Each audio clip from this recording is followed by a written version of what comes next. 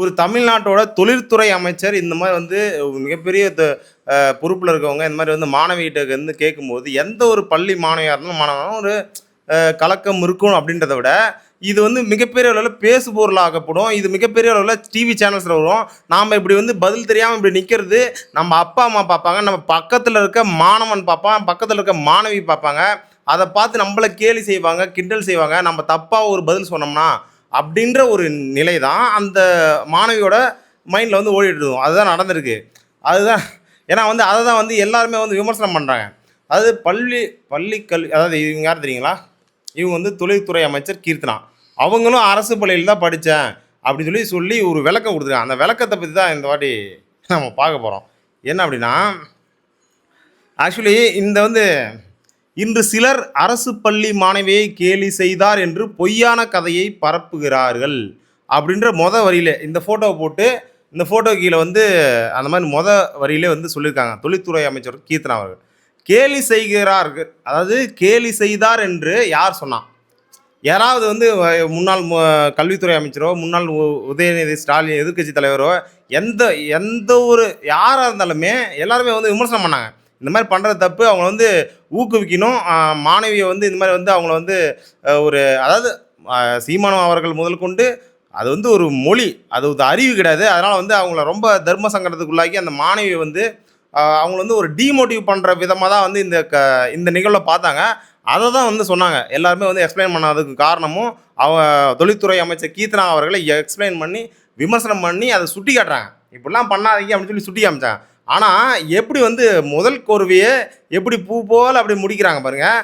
மாணவியை கேலி செய்தார் என்று ஒரு பொய்யான கதையை பரப்புகிறார்கள். இதுவே ஒரு பொய்யான கதை, இந்த ஃபர்ஸ்ட் லைனு. நெக்ஸ்ட்டு, உண்மை என்ன தெரியுமா? நானே ஒரு அரசு பள்ளி மாணவிதான், நானே தமிழ் வழி கல்வியில் படித்தவள் தான். அதான் நீங்கள் இங்கிலீஷ் பேசும்போது தெரியுதே தொழில்துறை அமைச்சர் அவர்களே. அதாவது கேலி கிண்டல்லாம் என்ன அப்படின்னா, இப்போது அந்த வீடியோ வந்து நான் போட விரும்பலை. ஏன்னா நான் வந்து உங்களை கேலி பண்ண விரும்பலை.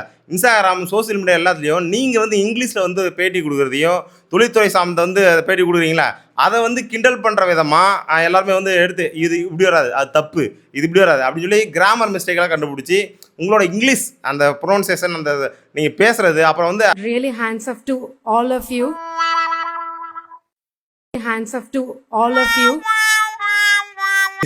அப்படின்னு ஒரு மீட்டிங்கில் போய் பேசுகிறது, இதெல்லாம் வந்து கேலி பண்ணி கிண்டல் பண்ணி பண்ணுறாங்களே, அதுக்கு பேர் தான் கேலி, அதுக்கு பேர் தான் கிண்டல்.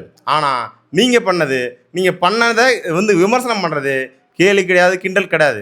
நீங்கள் வந்து அரசு பள்ளியில் பண்ணதை வந்து யாருமே வந்து கேலி பண்ணவே இல்லை. அதை வந்து நீங்கள் தப்பாக புரிஞ்சுட்டீங்களா? நீங்கள் தப்பாக வந்து பரப்புறீங்க. அதாவது பரப்புதல் அப்படின்னாலே தெரியும்ல உங்களுக்கெல்லாம். இன்று என் ஆங்கிலத்தை வைத்து என்னை கேலி செய்வார்கள். உண்மையில் என்னை மட்டுமல்ல, என்னை போன்ற அரசு பள்ளி மாணவர்களையும் தமிழ் வழியில் படிக்கும் லட்சக்கணக்கான குழந்தைகளையும் கேலி செய்கிறார்கள். இதுனா உங்களுக்கே, அதாவது ஒரு விமர்சனம், அரசியல் கட்சிகள் அப்படின்னா விமர்சனம் பண்ணுவாங்க. விமர்சனம் பண்ணுறவங்கள மக்களை வந்து திட்டுறாங்க. உங்களை விமர்சனம் பண்ணால் மக்களை திட்டுறாங்க. அதாவது இங்கே வந்து யாரை வந்து சொல்கிறாங்க, அப்படியே உடனே வந்து அரசு பள்ளி மாணவர்கள் மேலே பழி தூக்கி போகிறாங்க. அரசு பள்ளி மாணவர்களுக்காக தான் எல்லா விமர்சனங்களும் சொல்கிறாங்க, பேசுகிறாங்க. இங்கே வந்து நீங்கள் போய் எதுக்கு வீடியோ எடுத்தீங்க? ஒரு பள்ளி மாணவியை வீடியோ எடுத்து அதை வந்து சோசியல் மீடியாவில் அப்லோட் ஆகும், நியூஸ் சேனல் வரைக்கும் வரும், அமைச்சர் வந்து பண்ணுறாருன்னு எல்லாருக்குமே தெரியும். அந்த மாணவியோட மனதளவில் இருந்து யோசிச்சு பாருங்கள். அது எந்த அளவுக்கு இப்போ நியூ டிவி சேனல், நிறைய சேனல்ஸில் வந்து ஃபேஸ் காமிச்சு அப்படியே போட்டிருக்காங்க. அப்போ இந்த மாதிரிலாம் வந்து அது மன உளைச்சல் தான் தரும். அதை தான் விமர்சனம் தான் பண்ணுறாங்க. அந்த விமர்சனிக்கிறத இவங்க எப்படி திரிக்கிறாங்கன்னு பார்த்தீங்கன்னா, அதாவது அதாவது என்னை போன்ற அரசு பள்ளி மாணவர்களையும் தமிழ் வழியில் படிக்கும் லட்சக்கணக்கான குழந்தைகளையும் கேலி செய்கிறார். நீங்கள் தான் போய் கேள்வி செஞ்சீங்க, நீங்கள் தான் போய் படிக்க முடியல. இந்த மாதிரி வந்து என்னை லாஸ்ட் பெஞ்சு கேள்வி, அவங்க கூட தெரியும். What is your father name, இது கூட தெரியலையே, இப்படி சொல்லி கிண்டல் பண்ணுறீங்க. எது இப்படி? அது தெரியாமல் இருந்தால் என்னப்பா? அரசு பள்ளியில் what is your father name, அது வந்து அது சொல்கிறதுக்கு அதாவது முதல்ல எந்திரிச்சு, நான் ஸ்கூல் படிக்கும்போது எந்திரிச்சு நின்னாலே எந்த ஒரு பதிலுமே வராது. எங்கள் இங்கிலீஷ் வாத்தியார் வந்து இங்கிலீஷில் மேக்ஸ் வந்து பளிர்னு ஒரு அப்பு விடுவார். ஆனால் எனக்கு பதில் தெரியும், ஆனால் வந்து அது சொல்கிறதுக்கான ஒரு பதட்டம், எல்லாருமே நம்ம தப்பாக சொல்கிறோமோ அப்படின்ற ஒரு பதட்டம் வந்து மனசுக்குள்ளே இருக்கும். நான் ஸ்கூல் படிக்கும்போது இருந்துச்சு. அப்போ அந்த பள்ளி மாணவிக்கு எப்படி இருக்கும்?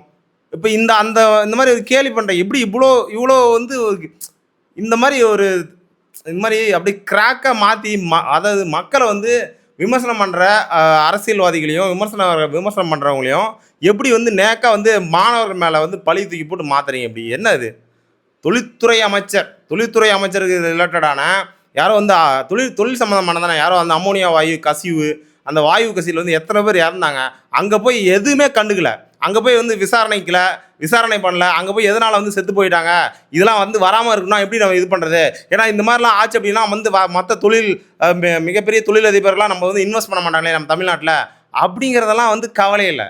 பள்ளி செல்ஃபி வீடியோ எடுத்துகிட்டு போய் மாணவர்கள் மத்தியில் வந்து பில்டப் பண்ணி அதை வந்து ப்ரொமோட் பண்ணணும். இது வந்து ரொம்ப தவறு அமைச்சர் அவர்களே.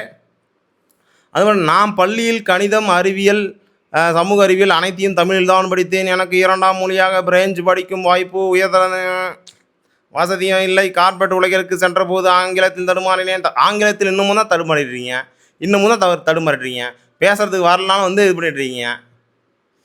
அப்படி உங்களை பார்க்கும்போது இப்போ வந்து ஃப்ரீயாரு அந்த இதெல்லாம் வந்து இது பண்ணிட்டு வரும்போது, அதாவது அரசியலுக்கு வரத்துக்கு முன்னாடி மக்களுக்காக அப்படி உழைப்பேன் அப்படின்னு கத்துனீங்களே, மக்களுக்காக இப்போ வந்து உங்கள் டிபார்ட்மெண்ட் உங்கள் தொழில்துறை சம்மந்தமாக அந்த அமோனியா ஏதோ வாய் கசிஞ்சு அத்தனை பேர் செத்து போயிட்டாங்க. போய் நின்னீங்களா? அமைச்சர் ஆகிட்டீங்க, போய் நின்னீங்களா? நிற்கலை. என்ன இது? இன்று என்னை ஆங்கிலத்திற்காக இணையத்தில் கூட்டமாக உங்களை கேலி செய்யறதுக்கு காரணம் என்னன்னா, நீங்கள் அந்த மாணவியை வந்து தர்ம சங்கடத்துக்கு உள்ளாக்குறீங்க. அதனால் உங்களோட இங்கிலீஷ் எப்படி இருக்குது பாருங்க, எனக்கு தங்க்ஸ். அப்போ உங்களோட இங்கிலீஷ் எப்படி இருக்குது அப்படின்னு ஆராய்வாங்க, எல்லா மக்களும் ஆராய்வாங்க. அப்போது நீங்களே இவ்வளோ இங்கிலீஷில் வந்து பத்தக்கான்னு வந்து இது பண்ணும்போது, அப்போ ஒரு பள்ளி மாணவியோட மனசில் வந்து டீமோட்டிவேஷனை விதைக்கிறீங்க அப்படின்றத வந்து விமர்சனம் பண்ணுறதுல தப்பு இல்லை. இந்த மாதிரி வந்து ஒரு தவறு செஞ்சால் அதை விமர்சனம் பண்ணும்போது நீங்கள் வந்து அந்த தவறை வந்து மாற்றி நான் இப்படி தான் பண்ணுவேன்ப்பா, நான் இப்படி தான் திரும்ப பண்ணுவோன்றது எந்த விதத்தில் நியாயம் அமைச்சர் அவர்களே? அரசு பள்ளி மாணவன் உலக மேடையில் நிற்க வேண்டும். தமிழ் வழி மாணவி எந்த மேடையிலும் தலையை நிமிர்ந்து பேச வேண்டும். அதற்காக சூழ்நிலை உருவாக்குதே என் நோக்கம். நல்லா கவனிச்சுக்காங்க முக்காடு நேரில். அரசு பள்ளி மாணவன் உலக மேடையில் நிற்க வேண்டும். அப்படின்னா ஒருத்தனை டீமோட்டிவ் பண்ணிட்டு இருந்தால் அவன் வந்து அடுத்து படிக்க மாட்டான். அந்த மாணவி வந்து எதிர்த்து கேள்வி கேட்டு அந்த வீடியோ எடுத்து அதை வச்சு ப்ரொமோஷன் தேடிக்கிட்டு அப்படி வந்து நீங்கள் இது பண்ணுறீங்க அப்படின்னா, அந்த பொண்ணு அடுத்த கட்டமாக வந்து அதை மனதளவில் வந்து பாதிக்கப்பட்டு படிக்க மாட்டாங்க ஒழுங்காக. எப்படி வந்து உலக மேடையில் போய் எப்படி நிற்பாங்க? உலக மேடையில் சாதாரண ஒரு கல்வி அறையில் நிற்கிறதுக்கு அவங்கள வந்து வெக்கப்பட வச்சு, அவங்கள வந்து வேதனைப்பட வச்சு, அந்த பள்ளி மாணவியை மனதளவில் வந்து இங்கே உள்ள சிரமப்படுத்த வச்ச நீங்கள் எப்படி ஒரு மாணவனும் உலக மேடையில் வரும் நீங்கள் எப்படி சொல்லலாம்? என்னை விமர்சியுங்கள், என் பணியை கேள்வி கேளுங்கள், ஆனால் ஒரு தலைமுறையின் தன்னம்பிக்கையை கேலி செய்யாதீர்கள். அப்படியே கண்ணாடியை பார்த்து எழுதிருப்பாங்க நினைக்கிறேன். ஒரு தன்னம்பிக்கை, அந்த மாணவியின் தன்னம்பிக்கையை கேலி செய்யாதீர்கள்.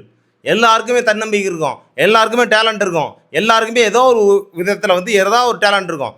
அதை வந்து கேலி செய்யாமல் அதை வந்து ஊக்குவிக்கும் போது தான், மோட்டிவேஷன் பண்ணும்போது தான் இன்னும் இருக்குடா அப்படி இப்படி நம்மளுக்குள்ளே வந்து எனக்கெல்லாம் வந்து என் ஸ்கூல் படிக்கும்போது வந்து நான் என்சிசியில் இருந்தேன். என்சிசியில் காலேஜ் படிக்கும்போது என்சிசியில் சும்மா நான் வந்து பாடுவேன். நீ சூப்பராக பாடுறடா மச்சான், சூப்பராக பாடுறாடான்னு வந்து நிர்மல்னு ஒருத்தன், என்சிசியில் இருந்தப்போ நான் திருச்சியில் படிச்சிருந்தேன், நிர்மல்னு ஒருத்தன் சொன்னான். அவன் சும்மா தான் சொன்னான், படுத்துட்டு பக்கத்தில் என்சிசி பரேடெலாம் முடிச்சு வந்து டயரில் படுத்துருக்கான். அவன் பத்தக்கம் பாடிட்டு இருந்தேன். நல்லா பாடுறடா, உனக்கு நல்லா சான்ஸ் கிடைக்கும், நல்லா ட்ரை பண்ணுறான்னு சொன்னான். அதை நான் வந்து மைண்டில் எடுத்துட்டேன். அதை எடுத்துகிட்டு நான் வந்து ப்ராக்டிஸ் பண்ணுறேன். என் வாய்ஸ்லாம் வந்து ஃபஸ்ட்டு எல்லாம் கிண்டல் பண்ணுறாங்க, என்னடா கழுது கணக்கிற மாதிரி இருக்குது. அப்புறம் கொஞ்சமாக வந்து ஓரளவுக்கு வந்து நல்லா பாடுற அளவுக்கு அதை வந்துட்டேன். எனக்கு வருதோ இல்லையோ, ஆனால் அதை நான் ட்ரை பண்ணுற மோட்டிவேஷனை யார் கொடுத்தா அப்படின்னா, என் கூட இந்த நிர்மல்னு ஒரு பையன், என் ஃப்ரெண்டு. அவன் வந்து ஒரு வார்த்தை சொன்னான், சும்மா சொன்னதுக்கே அவ்வளோ மோட்டிவேஷன் வருது. நீங்கள் இப்படி போய் கேலி கிண்டல் பண்ணும்போது அந்த மாணவி மனசில் நஞ்சை விதைக்கிறீங்க, அந்த மாணவி மனசில் டிமோட்டிவேஷன் அப்படின்ற ஒரு விதை விதைக்கிறீங்க. அப்புறம் எப்படி மாணவர்கள் மத்தியில் இருப்பேன்? நீங்கள் முதல்ல எதுக்கு கல்விக்கு, அதாவது பள்ளிக்கு வரீங்க? தொழில்துறை சம்மந்தமான அந்தமான பிரச்சனையே அங்கே வந்து தலைக்கு மேலே கிடக்குது. யாருமே வந்து இன்வெஸ்ட்மெண்ட் பண்ண மாட்டேங்காங்க. அப்படிங்கிறப்போ அது சம்மந்தமான விஷயங்களை வந்து அது சம்மந்தமான ஆடிட்டிங் வந்து போகலாம்ல. மேலும் பரப்பப்படும் அந்த வீடியோவை நான் எடுக்கவில்லை, அது ஊடகங்கள் எடுத்த காட்சி. நான் யாரையும் படம் எடுக்க சொல்லவில்லை. ஊடகங்கள் சரிப்பா இது நான் என்ன சொல்கிறேன்னா, ஊடகங்களை எதுக்கு நீங்கள் கூப்பிட்டு போகிறீங்க? முதல்ல நீங்கள் எதுக்கு போகிறீங்க? நீங்கள் போனீங்கன்னா ஊடகங்கள் வருமா வராதா? நீங்கள் எங்கே போனாலும் அங்கே போயிட்டார், இங்கே போயிட்டார், இங்கே போயிட்டார் அப்படின்னு சொல்லி எல்லா ஊடகங்களும் வந்து ஏன்னா வந்து உங்களை டெய்லி வந்து என்டர்டெயின்மெண்ட் கண்டென்ட்டாக பார்க்குறாங்க. இவங்க வந்து அரசு பள்ளியில் வந்து இங்கே வந்து பரிசு வாங்குறீங்களா, இந்த பரிசுக்கு யார் காரணமாக இருப்பாங்க? ஏதோ ஒரு சூழ்நிலையில் யாரோ ஒரு இங்கே இந்த பரிசு வாங்கிறதுக்கு காரணத்துக்கு ஒரு காரணம் இருக்கும். அது ஒரு மோட்டிவேஷனாக தான் இருக்கும். அது யாரும் வந்து என்னப்பா தெரியல, என்னப்பா உனக்கு இது கூட தெரியாதப்பா அப்படின்னு யாராவது சொல்லியிருந்தா இங்கே வந்து நீங்கள் நின்றுக்க மாட்டீங்க. ஏதோ என்ன வாங்குறீங்க, ஏதோ ஒரு வந்து பாராட்டு சான்றிதழ் ஏதோ வாங்குறீங்க. இதை வாங்குவதற்கு தகுதியான உங்களை உருவாக்குனது ஏதோ ஒரு மோட்டிவேஷன் வார்த்தை தான். அந்த வார்த்தையை அப்பாவோ அம்மாவோ இல்லை பெரியப்பாவோ தங்கச்சியோ நல்லா பண்ணுறாடா, பரவாயில்ல இது பரவாயில்ல, இன்னும் ட்ரை பண்ணு, கொஞ்சம் வந்துருச்சு இன்னும் ட்ரை பண்ணு அப்படின்னு யாராவது சொல்லியிருப்பாங்க. அப்படி சொல்லும்போது வந்துருச்சுடா நான் பண்ணுறேன்டா அப்படின்னு சொல்லி அந்த மாணவனுக்கோ மாணவிக்கோ ஒரு மோட்டிவேஷன் வரும். அதுதான் வந்து நல்ல விதத்துக்கு நல்ல வழின்னு நான் சொல்லிக்குவேன். ஓகேவா? முக்காடு நேயர்களே, நன்றி வணக்கம். இதை பற்றி நம்ம இந்த செட்டப்லாம் பண்ணியிருக்கோம், எப்படி இருக்குன்னு பார்த்து சொல்லுங்கள்.